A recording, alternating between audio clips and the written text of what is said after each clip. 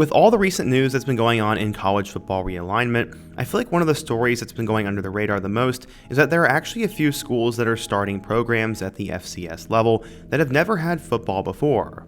Every once in a while, a school that doesn't have the sport will start it up as a way to help the university, or just in general the athletics program to grow. Some of the schools that did this recently that I can think of are UTSA, Georgia State, who started in 2010, Charlotte, who was in 2013, and then two schools that are doing it right now are Chicago State, who will be at the FCS level, and the University of Texas, Rio Grande Valley.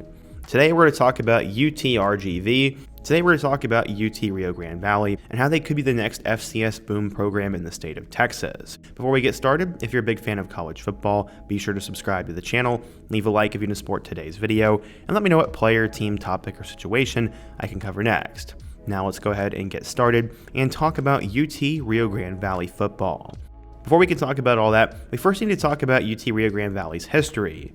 Way back in the 1920s, there was a JUCO in the state of Texas called the Edinburgh Broncs. Edinburgh played just 4 seasons from 1927 to 1931 before it was shut down, and it only won at most 4 games a year. It came back for 2 seasons in 1947 and 1948, but it was still bad and they didn't stick around after 1948.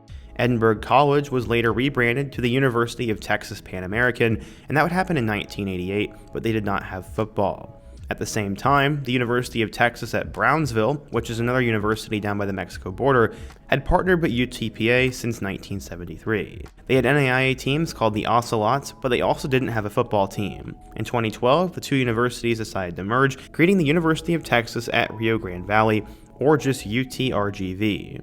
They chose a new nickname of the Vaqueros, and they share the athletics history of both universities, but since UTPA was bigger, it's mostly them. But neither school had a football team, so when the athletics department merged, there was talks of a new football team being made. Like a bunch of schools to consider adding football, UTRGV had done a handful of studies on how realistic it was for them to start a team, looking at things like the cost of starting a program, if there was a reasonable stadium to play in, and if not, building one, plus which conference they would play in, as well as the timeline for getting recruits on a roster and a team to put together for a first season. Not that many people thought they'd end up doing it though, but back in 2014, UTRGV's athletic director said, quote, "If I have any say-so in it, we will not add any sports. I think everybody realizes who's involved with UTRGV, and that's probably 5 or 7 years down the road before we even look at that study." Greg Luca at the McAllen Monitor said, quote, "Starting a football team would cost a minimum of $53 million. But once those 7 years passed, adding a team was back in conversation. UTRGV was apparently interested in starting a team at the FBS level like Wichita State would have to do, which would make them an outlier since a lot of programs have 1 or 2 years at the FCS level before they move up to the FBS.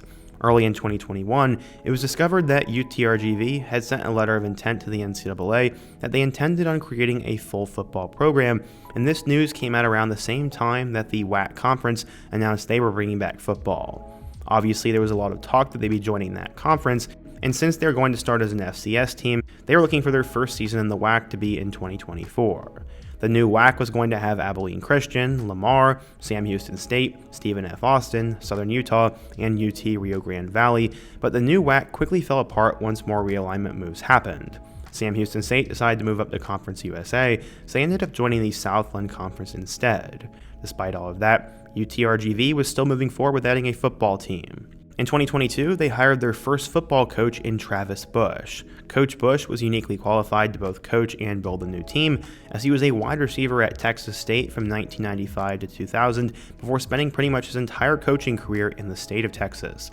He was a grad assistant at TCU from 2001 to 2003 before going back to Texas State in 2004, where he led them to the postseason multiple times. After coaching receivers until 2006, he moved up to their offensive coordinator position. He was then hired to be the OC at UTSA for their first season of football in 2011, and from there, he spent 3 years on staff with the Houston Cougars before being an offensive assistant with the Buffalo Bills in 2015. After that, he became the head coach at Seguin High School in 2016, staying there until 2021, when he then became the head coach at Canyon High School. At the high school level, he specialized in rebuilding programs, taking Seguin from 2-8 to 7-3, and Canyon from 4-6 to 9-2. He's also super familiar with starting a program from scratch because he did so at UTSA back in 2011. But there was still a question about where the team would play. It would cost a lot of money to build a stadium for a team at the FCS level, and schools like UTSA and Georgia State were able to start their football programs by leasing existing stadiums. UTRGV wanted their own place to play though. They started out by considering having 2 home stadiums in both Edinburgh and Brownsville, and they would split home games between the 2 campuses. Part of that proposal included having 2 marching bands and cheerleader squads, but in 2024, they had a stroke of luck and got their own stadium without even having to build one. The USLC is a men's pro soccer league that started back in 2011, and it's considered a third-tier league, like the AA would be for the MLB. Part of their model was finding markets that like soccer to start teams in, and one of the markets they found was the Rio Grande Valley. They started a team there in 2015, but it had little success and ended up dissolving in late 2023. But when they dissolved, they left behind an over 9,000 seat capacity stadium known as HEB Park with nobody to fill it. UTRGV quickly moved in to buy the stadium and renamed it after some of the donors. They didn't even have to change the color scheme since it was orange when they bought it. Honestly, Destiny wanted them to have a football team. Part of the stadium property also includes 20 acres of festival grounds, a video board, suites, and an amphitheater. This makes it perfect for them to expand later if they move up to the FBS, and UTRGV President Guy Bailey said, quote, "UTRGV Stadium gives both our community and football program immediate access to a premier facility, while also providing additional possibilities for our university. It's located off Expressway 281, which offers convenient access for our fans, as well as visitors who make their way to the valley for games." The stadium was such a huge get that UTRGV was already getting season ticket purchases before the team was even ready to go. Their AD said, quote, "We will be playing in one of the top facilities at the FCS level, and we look forward to using it next year. And we look forward to using it the next year and a half to create an unforgettable game day experience for our fan." The first season got kicked back to 2025 instead of 2024 because of the lack of a stadium, but they did have an exhibition team for the 2024 season as part of their roster rebuilding process. Their first signing class in history had 10 signees, and in 2024, their first full signing class had 41 players in it, leaving them with a roster of 51 players. The signing class was made up entirely of players from Texas, with one transfer coming from Lamar. The gem of that class was quarterback Zion Brown, who came from Humble, Texas. His dad, Wilbert, was a guard in the NFL who played 4 years and won a Super Bowl, and his uncle is Jeremiah Trotter, which means he's the cousin of Eagles linebacker Jeremiah Trotter Jr. As a senior, he ended up throwing for 3,200 yards and 37 touchdowns, and also ran for 2,000 yards and 30 touchdowns. Their second signing class in 2025 included 32 players at the time, including Oklahoma State transfer receiver Braden Bays, UL Monroe receiver Justin Kimber, Nebraska tight end Ismael Flores, Arizona transfer Nicholas Fernandez, and then the gem of the class, UTSA quarterback Eddie Lee Marburger. In 4 years with the Roadrunners, Eddie Lee had thrown for 777 yards, 7 touchdowns, and 4 picks, and he'll easily be the team's starter. It's easy to see the team starting from scratch and think they're going to struggle, but with the right coaches in place, they can really take off as soon as they start.